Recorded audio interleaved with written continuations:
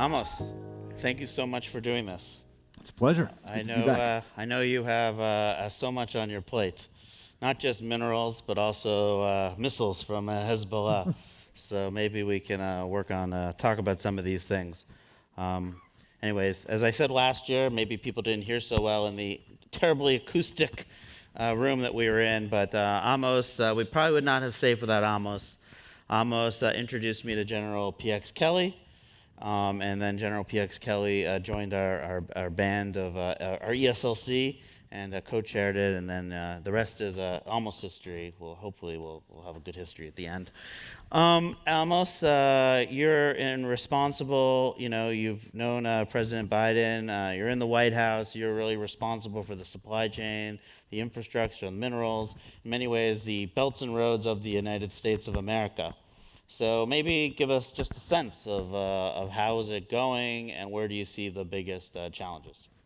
Well, first, Robbie, thank you. And again, credit to SAFE and everything that you've done in putting this kind of a summit, but the work that you do all year round that helps us in the administration to think through what the reality is on the ground and where we are and keep in touch. Look, I think that when President Biden came into office, clearly what he wanted to do is to accelerate the energy transition.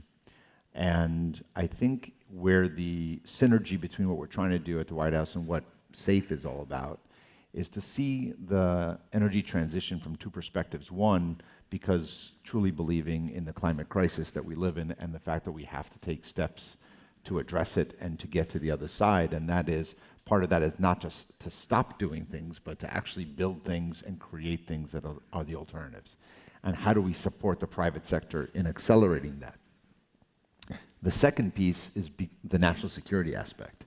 And as you look at the world today and you realize that we've allowed the Chinese and others to accelerate the investment into the entire supply chain and value chain of the energy transition, you suddenly realize the threat that this is to our own economy. And so if the energy transition is going to happen anyway, which I believe it is, electric vehicles are the future, renewable power and clean power is the future, then regardless of how long it's going to take, at the end of that, there's going to be an ecosystem of who produces what from the upstream all the way to the end use. And we cannot have a situation where we've sort of sleepwalked into a new economy that for the first time will not be actually controlled and the impact will not be from the United States.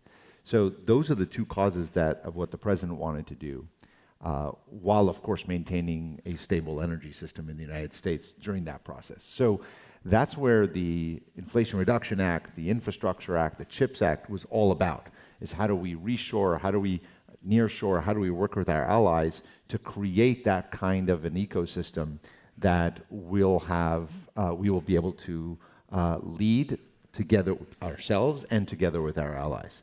And so I think that's going very well in comparison to where we were. So we started basically from zero. And now we have to, but that's not good enough. So we have to keep looking at it. So I'll just give two aspects. One is, what are we doing in the United States? That's what the legislation was supposed to do, is to incentivize investment in the United States from mining to processing to implementation. And while looking at the reality that we're not going to be able to do all of that in the United States alone. We're going to have to work with friends and allies to understand how do we source the supply chain from around the world, taking advantage of the IRA benefits of bringing that with certain countries over others, but we have to develop that kind of supply chain worldwide with friends and allies. So we're trying to do all of those things. There are a lot of challenges to this. Every action has a reaction, so we try to catch up. Those who we're trying to catch up to sometimes have their own views and don't want to be caught up to, so they take their own steps in order to undermine that, which has impacts internationally and here at home. So we have to keep innovating, both in the private sector, but also what the government does has to keep up with the challenges so that we have those investments going. So we'll get back to what the other side does, but I first, in reaction, But I guess my first question is, so you're the head of the Partnership for Global Infrastructure and Investment, which is PGII, as I said, was sort of like the U.S. version, the president's personal version of the Belt and Roads. What's it like going around the world and trying to compete with China? It looks like they're 10 feet tall. They're everywhere. They're building a train and a bridge, and then we also hear that people are unsatisfied with what they've gotten. So we come with a lot of demands and our standards and stuff. But give a sense of that, what they're doing and what we're doing. So PGI really launched President launched PGI at the G7. So it's now a G7 initiative, which makes it sort of the collaboration. So we're not going to compete dollar for dollar with China.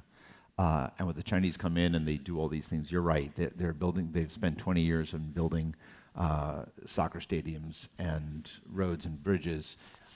It comes with a lot of. It's a different way of doing business than the way our companies do business. There's a lot more corruption and a lot of debt that's left behind.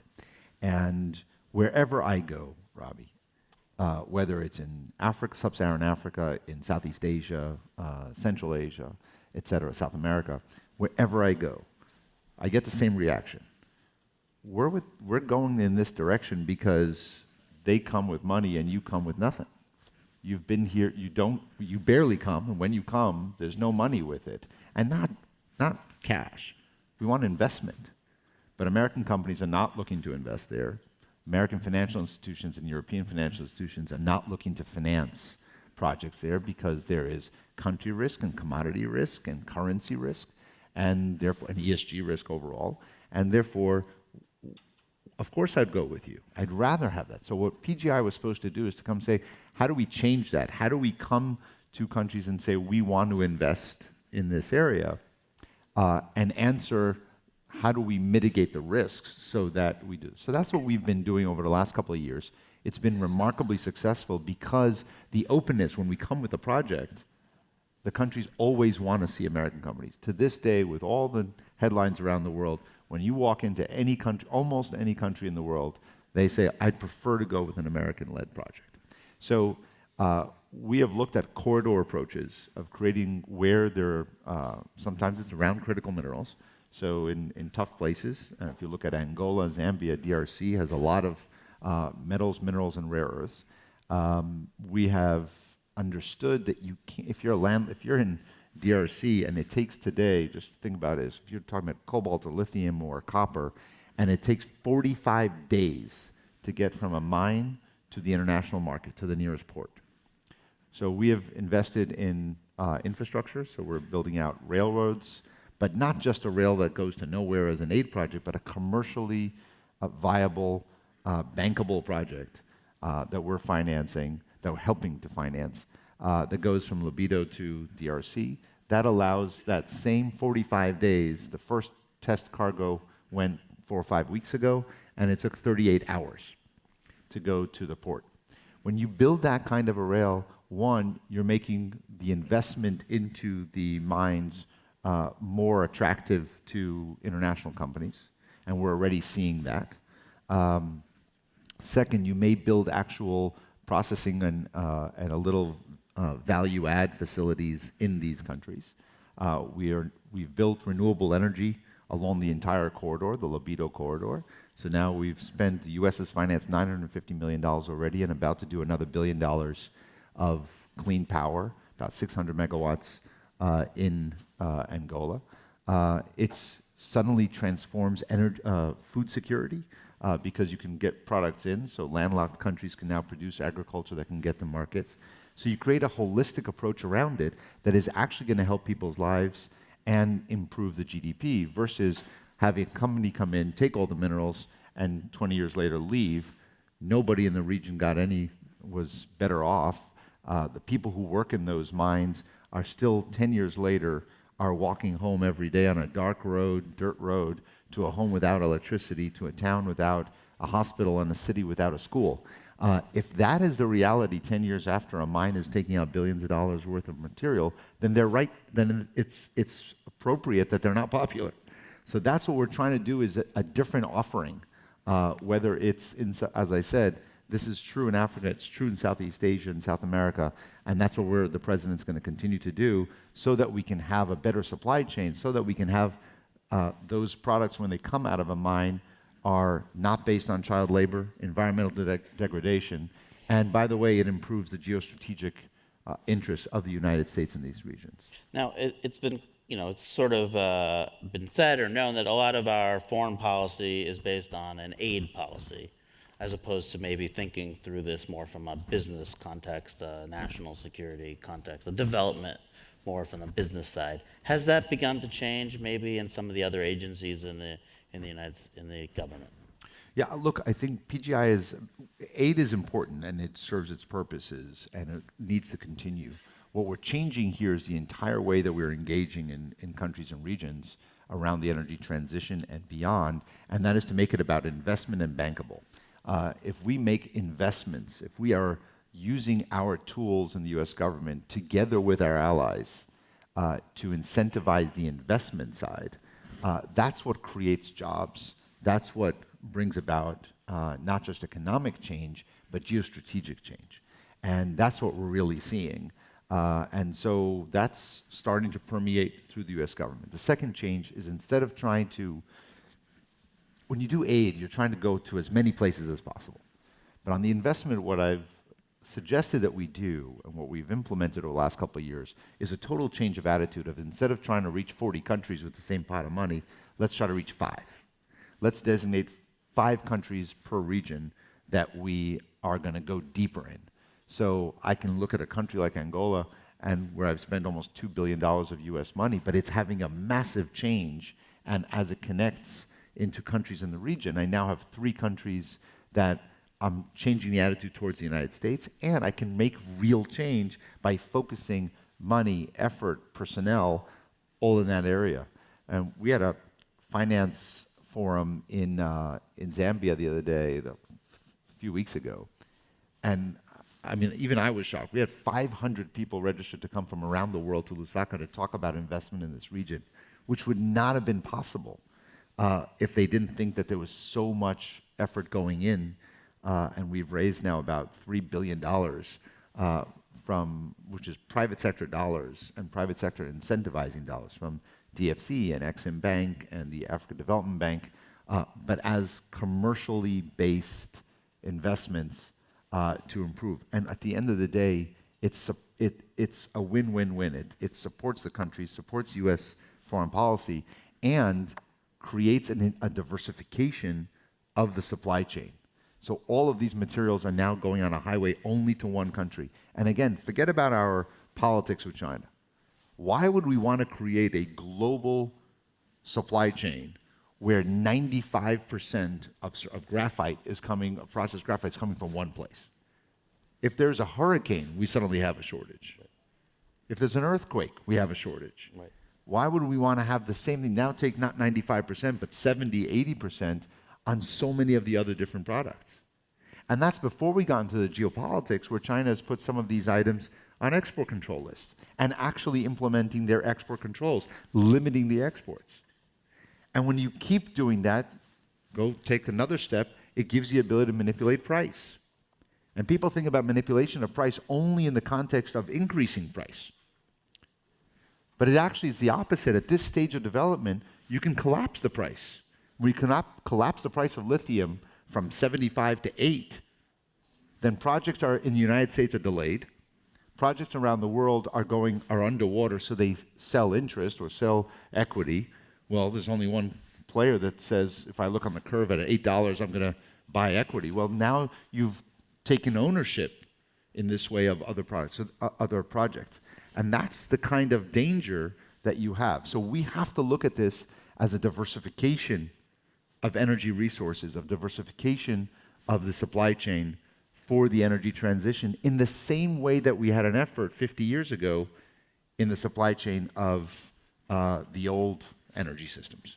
Okay, so you walked right into this collapse of price where we see this with lithium, we see this with nickel, we see this with cobalt. Many of the people in this room will tell you it is almost impossible to have a long-term, sustained business proposition when at any time there's this opaque supply chain that can manipulate the price at any level.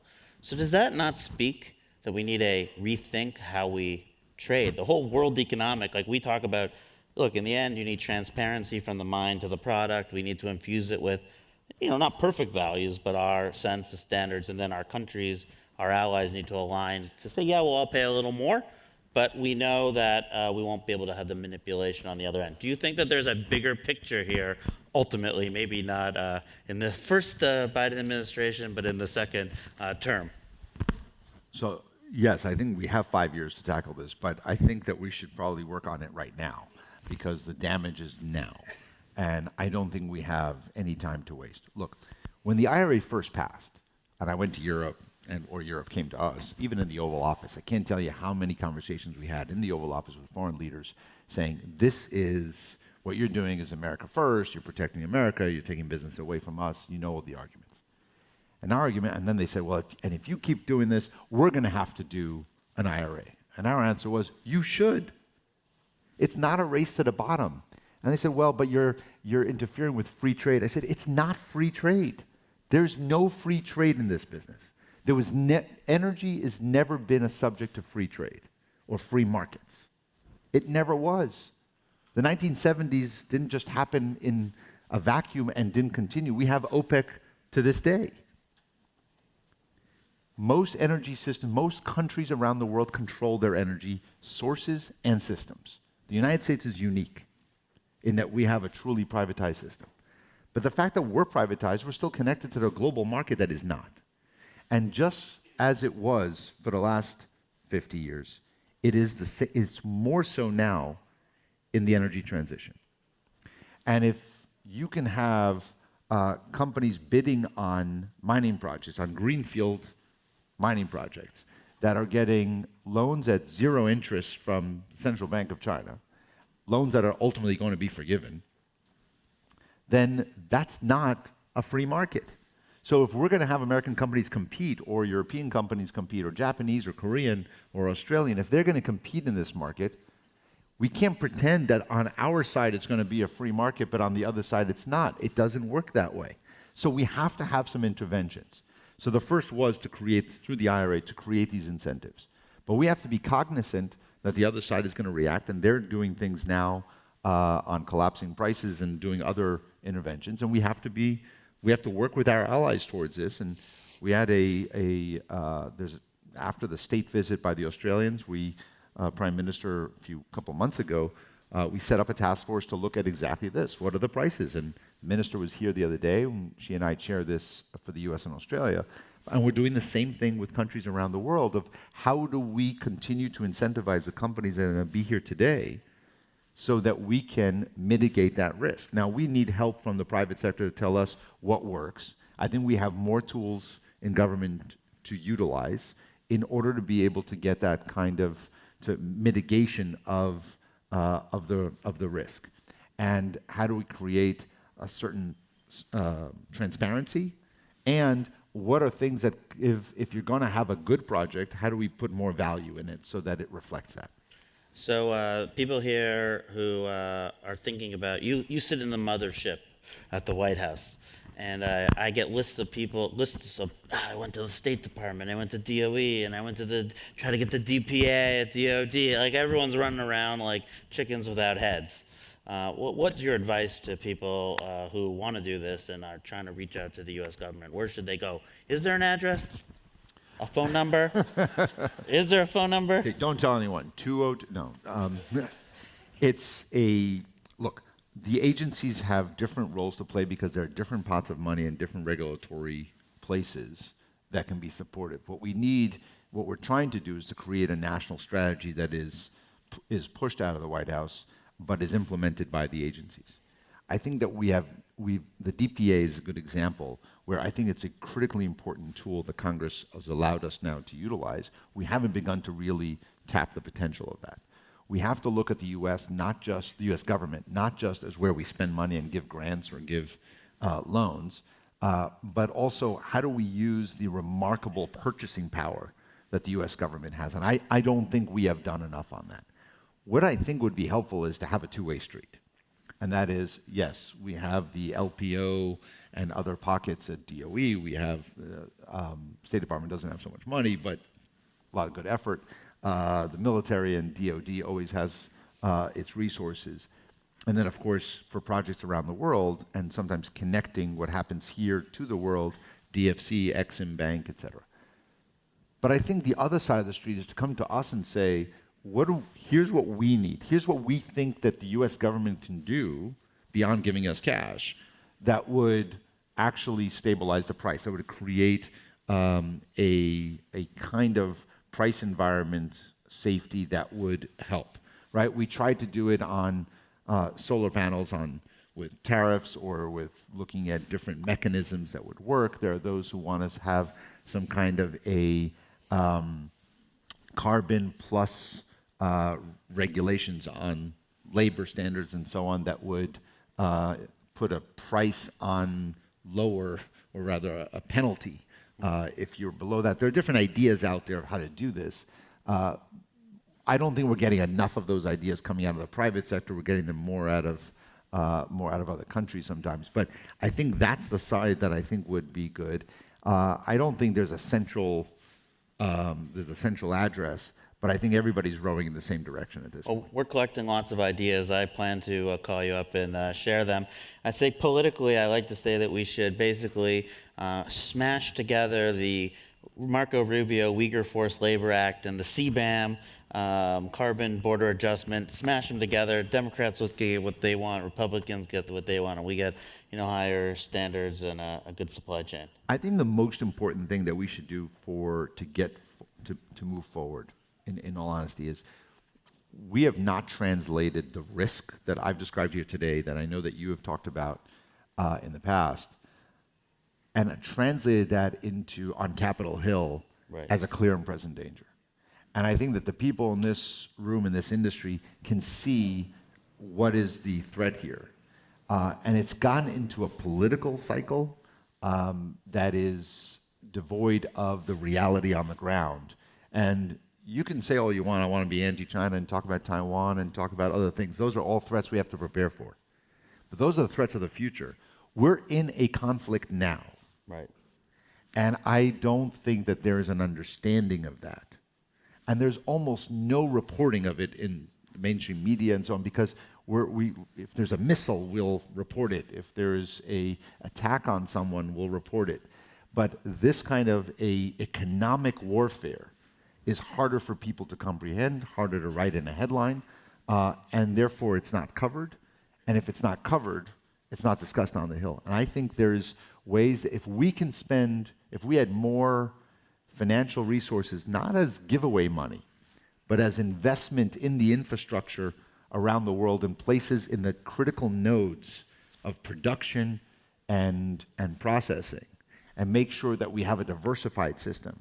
If we had some ability to influence what's happening here in the United States on prices so that we can sort of defend a floor, the way we do think about it on oil. When prices went to $5 a gallon and 124 and 139 for Brent 2 years ago because of the war in Ukraine, we released 180 million barrels out of the SPR. We had never done more than 30.